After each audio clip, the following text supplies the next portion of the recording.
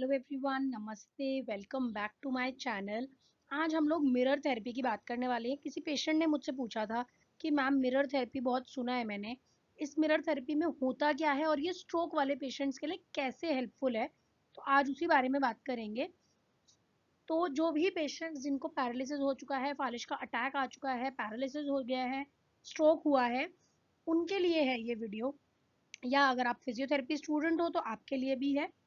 तो mirror therapy एक type का रिहैबिलिटेशन है। हमारी एक टेक्निक है मिरर थेरेपी जो हम यूज करते हैं। ठीक है। ये विजुअल फीडबैक यूज करती है एक मिरर की मदद से। विजुअल फीडबैक मतलब देखकर सीखना, देखकर दिमाग में रजिस्टर करना। ठीक है।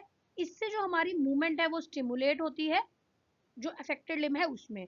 मतलब जो हमारा जिस साइड पे फालिज का अटैक है, जिस साइड का पैरालिसिस है, उस तरफ का जो मूवमेंट है वो करवाती है ये मिरर थेरेपी। ठीक है। ज़्यादातर स्ट्रोक के पेशेंट में, फैंटम लिम्ब पेन में या सीआरपीएस में हम लोग यूज़ करते हैं मिरर थेरेपी को। अब मिरर थेरेपी में एग्जैक्टली होता क्या है?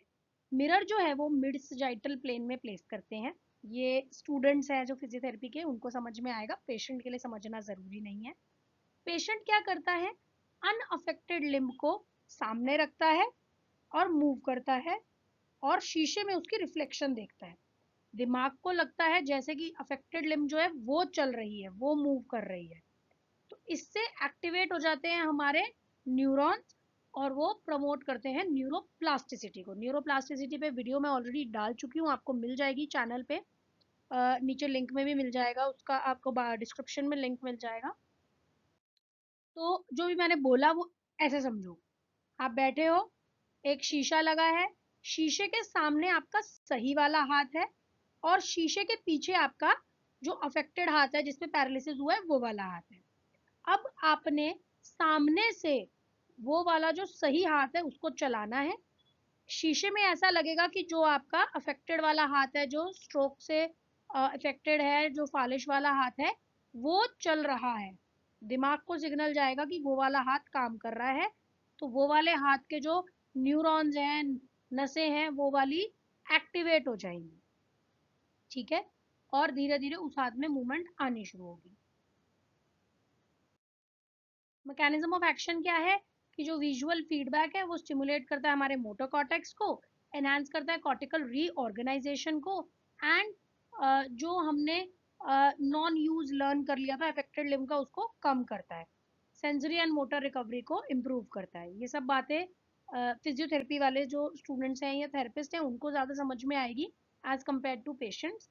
लेकिन बेसिकली हम ये बोलने की कोशिश कर रहे हैं जो मिरर थेरेपी है वो हेल्प करती है आपका ये मूवमेंट इम्प्रूव करने में, विजुअल फीडबैक को इम्प्रूव करने में, और जो हम सीख लेते हैं ना कि ये वाला हाथ इस्तेमाल नहीं करना है, वो उसको भूलना शुरू करती है कि यूज करना है, अफेक्टेड वाला हाथ यूज करना है। इंडिकेशंस क्या है मिरर थेरेपी की?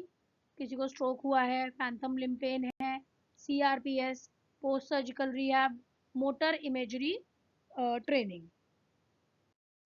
कॉन्ट्रा इंडिकेशंस और प्रिकॉशंस क्या हैं?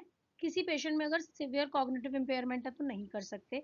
विजुअल डेफिसिट्स है जैसे कि हेमी एनोपिया है, निग्लेक्ट सिंड्रोम है, अनकोऑपरेटिव कोई पेशेंट है, या फिजियोलॉजिकल डिस्कम्फर्ट है विद द मिरर इल्यूशन, उन पेशेंट्स में हम लोग या तो नहीं यूज करेंगे या बहुत प्रिकॉशन से यूज करेंगे। Step by step procedure. हमने मिरर को प्लेस किया मिड सैजिटल प्लेन में, जैसे मैंने भी दिखाया था। अफेक्टेड लिम्ब को मिरर के पीछे छुपाया। पेशेंट देखेगा रिफ्लेक्शन अनअफेक्टेड लिम्ब की मिरर के अंदर, एंड सिमेट्रिकल मूवमेंट्स परफॉर्म करेगा जैसे कि हाथ को खोलना बंद करना, रिस्ट का फ्लेक्शन एक्सटेंशन करना। फिर धीरे धीरे अपना फंक्शनल टास्क बढ़ाएगा, जैसे कि पानी पीना, लिखना। सेशन जो है वो 15 से 30 मिनट का रहेगा, हफ्ते में 5 से 6 दिन के लिए। एग्जाम्पल क्या है मिरर थेरेपी का? जो मैंने अभी बताया, हाथ खोलना बंद करना एक्सरसाइज करा सकते हो, रिस्ट का फ्लेक्शन एक्सटेंशन करा सकते हो, सामान उठाने वाली एक्टिविटी करा सकते हो, एंड डेली एक्टिविटीज जैसे कि पानी पीना या लिखना, and task specific training using props जैसे कि बटन बंद करना, बटन बंद करने में तो खैर 2 हाथ लगते हैं। जो सिंगल हाथ वाले काम है वो कर सकते हो, कॉइन उठाना, कॉइन रखना, ठीक है। एविडेंस एंड बेनिफिट्स क्या हैं इसके? एविडेंसेस के हिसाब से ऐसा पता चला है कि मोटर फंक्शन जो है वो इम्प्रूव होता है स्ट्रोक पेशेंट में, स्पैस्टिसिटी और पेन कम होता है, कॉर्टिकल रीऑर्गेनाइजेशन बेटर होती है, कॉस्ट एफिशिएंट है और इजी टू यूज है, घर पे भी कर सकता है पेशेंट, शीशा सबके घर में होता है। एंड पेशेंट की मोटिवेशन बढ़ती है और कॉन्फिडेंस बढ़ता है। तो to sum it all up, mirror therapy visual illusion use करती है, रिकवरी को स्टिमुलेट करती है, स्ट्रोक में बहुत बेनिफिशियल है, और भी न्यूरोलॉजिकल कंडीशंस में यूज कर सकते हैं। बहुत सिंपल है, लो कॉस्ट है और पेशेंट फ्रेंडली है। सबसे बेस्ट काम तब करती है जब नॉर्मल कन्वेंशनल फिजियोथेरेपी भी हो रही हो और साथ में मिरर थेरेपी एक पार्ट हो फिजियोथेरेपी ट्रीटमेंट का। न्यूरोप्लास्टिसिटी इंकरेज करती है और फंक्शनल रिकवरी को बेटर करती है। आज के लिए इतना ही रखते हैं। कुछ भी कंफ्यूजन हो आप कमेंट्स में पूछ सकते हैं। Thank you for watching, subscribe करके ज़रूर जाना।